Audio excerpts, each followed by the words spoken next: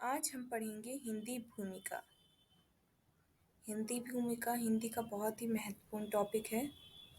ये 9th, 10th, 11th, 12th, even graduation में भी आती है। हिंदी की शुरुआत कैसे हुई, किस किस भाषाओं से विकसित हुई है, हिंदी में कौन सी विधाएं हैं, उसका काल विभाजन, यह सब हिंदी भूमिका के अंतर्गत आता है। हम इस हिंदी भूमिका के और भी ज़्यादा जानकारी के लिए आप चैनल को सब्सक्राइब, लाइक, शेयर, कमेंट ज़रूर करें। हिंदी भूमिका के अलावा हम इसमें और भी सब्जेक्ट के रिगार्डिंग स्टडी मटेरियल डालते रहेंगे और वीडियो के डिस्क्रिप्शन में इसकी PDF भी है, आप जाके वहाँ से डाउनलोड कर सकते हैं। चलो शुरू करते हैं। हिंदी एक आधुनिक आर्य भाषा है। आधुनिक आर्य भाषा वे भाषाएं होती जो आर्यों के देश में आने के बाद विकसित हुई हैं। हिंदी का जन्म संस्कृत, पाली, प्राकृत जैसी अपभ्रंश भाषाओं से हुआ है। सामान्यतः प्राकृत जो एक अपभ्रंश भाषा है, जब वह अपनी अंतिम अवस्था में थी तब से हिंदी की शुरुआत मानी जाती है। ये अपभ्रंश भाषाएं एक के बाद एक में डेवलप होती गई, बढ़ती गई। उससे जब प्राकृत डेवलप हो रही थी, जब वो अंतिम अवस्था में आ गई थी अपनी, तब से हिंदी की शुरुआत मानी जाती है। तो इस प्रकार हिंदी का जन्म मुख्य रूप से प्राकृत से ही हुआ है। हिंदी का जन्म 1000 ईस्वी के आसपास माना जाता है, किंतु इसमें रचनाएं 1150 ईस्वी या उसके बाद से प्रारंभ हुई है। हिंदी भाषा और साहित्य के जानकार अपभ्रंश की अंतिम अवस्था को अवहट हिंदी के नाम से भी जानते हैं। जब प्राकृत अपनी अंतिम सीमा पे थी, तब जो उस भाषा की स्थिति थी उसको अवहट कहा गया है। इसी अवहट के बाद से हिंदी का उद्भव माना जाता है। चंद्रधर शर्मा गुलेरी ने अवहट को ही पुरानी हिंदी का नाम भी दिया है। इसी भाषा को देशी भाषा भी कहा जाता है, लेकिन यह निर्णय करना थोड़ा सरल नहीं है कि हिंदी शब्द का प्रयोग किस देश से और कब प्रारंभ हुआ। हाँ, लेकिन इतना आवश्यक है कि प्रारंभ में हिंदी शब्द का प्रयोग आक्रमणकारियों ने किया था। इनका तात्पर्य था भारतीय भाषा। हिंदी में अनेक उपभाषाएं भी हैं जिसमें साहित्य की रचनाएं हुई हैं। ऐसी उपभाषाएं हैं ब्रजभाषा, जो ब्रज में से शुरुआत हुई, अवधी अवध में बोली जाती थी, खड़ी बोली उत्तर प्रदेश या उसके आसपास के इलाकों में बोली जाती थी। यह बोलियां हिंदी में विविधता लाती हैं, लेकिन ये उसकी शक्ति भी हैं। यह बोलियां हिंदी की जड़ों को गहरा करती आ रही हैं पहले से ही।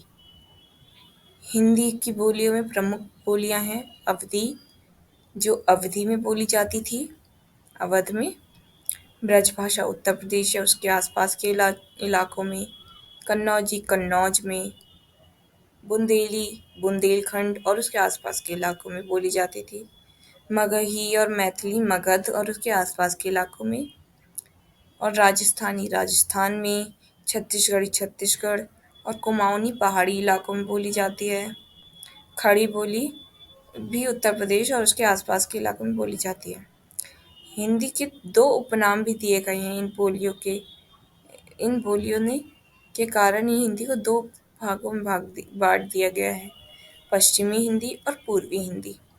पश्चिमी हिंदी के अंदर भी 5 बोलियां आती हैं, खड़ी बोली, बांगरू, ब्रज, कन्नौजी और बुंदेली। और पूर्वी हिंदी में 3 भाषाएं आती हैं, अवधी, बघेली और छत्तीसगढ़ी। ये पश्चिमी हिंदी और पूर्वी हिंदी इलाकों के हिसाब से विभाजित की गई है। देश के पश्चिमी इलाकों में जो हिंदी बोली जाती थी उसको पश्चिमी, और जो पूर्वी इलाकों में बोली जाती थी वो पूर्वी हिंदी कहलाई गई। अब हिंदी साहित्य के अंतर्गत भी दो विधाएं आती हैं, गद्य एवं पद। गद्य में रस, छंद, अलंकार का प्रयोग नहीं होता, परंतु पद जो काव्य भी कहलाता है उसमें रस, छंद, अलंकारों का प्रयोग होता है। हिंदी गद्य जो है उसमें भी कई विधाएं आती हैं जो इस प्रकार है, कहानी, उपन्यास, निबंध, नाटक, जीवनी, आत्मकथा, यात्रावृत्त, डायरी, रिपोर्ताज आदि। कहानी, जब हम किसी चीज़ के बारे में लिखते हैं कहानी के रूप में तो वह कहानी कहलाती है। उपन्यास, इसमें पूरी एक उपन्यास की पूरी एक पुस्तक होती है जिसमें निबंध निबंध एक किसी टॉपिक के ऊपर जब हम लिखते हैं तब वह निबंध कहलाता है। नाटक, जो स्टेज पे प्रस्तुति होती हैं वह नाटक कहलाते हैं, जिसमें पात्र होते हैं वो उनके डायलॉग्स होते हैं वह नाटक के अंतर्गत आते हैं। जीवनी, जब हम किसी के जीवन के बारे में किसी और के जीवन के बारे में जब कोई और लिखता है तब वह जीवनी कहलाती है। और जब वो कोई इंसान अपने बारे में खुद ही लिखता है तब वह आत्मकथा कहलाती है। यात्रावृत्त, जब हम किसी यात्रा में जाते हैं उसके अनुभव, वहाँ की क्या देखा आपने, अनुभव क्या किया, उसके बारे में जब यह हम लिखते हैं वह यात्रावृत्त कहलाती है। जब हम डायरी लेखन करते हैं वह डायरी विधा के में आती है। रिपोर्टाज, जब हम किसी चीज़ के बारे में रिपोर्ट लिखते हैं तो वह रिपोर्टाज कहलाती है। अब आता है काव्य के भेद। काव्य को भी दो भागों में बांटा गया है, श्रव्य काव्य, दृश्य काव्य।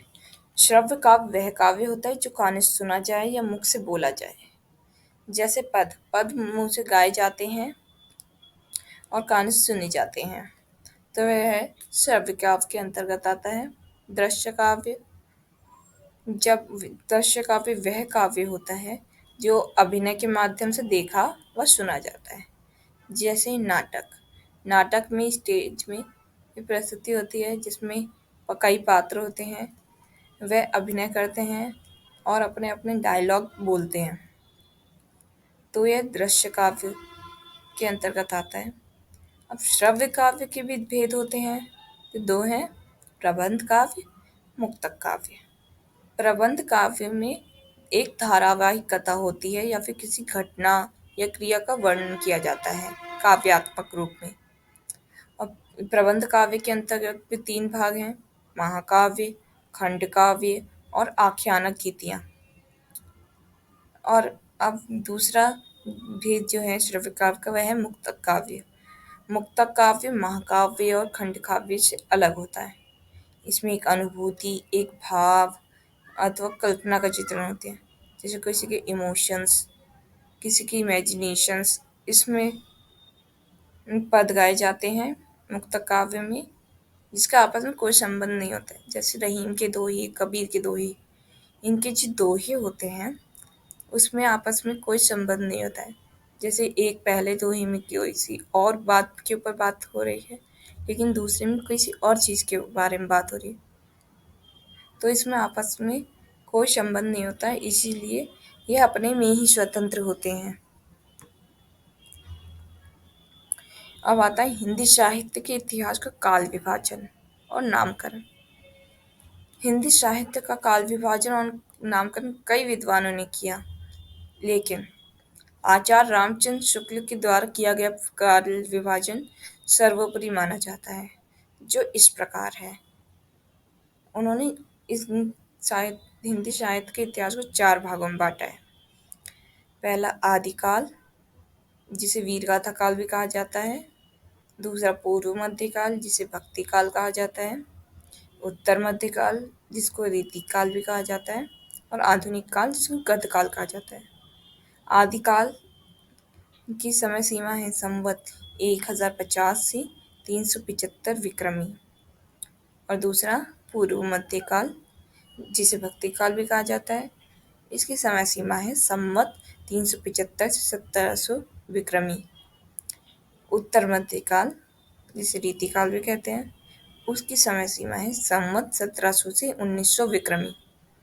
आधुनिक काल, जिसे गद्धकाल भी कहा जाता है, इसकी समय सीमा है संवत 1900 से अब तक। आधुनिक काल को भी कई युगों में बांटा गया है,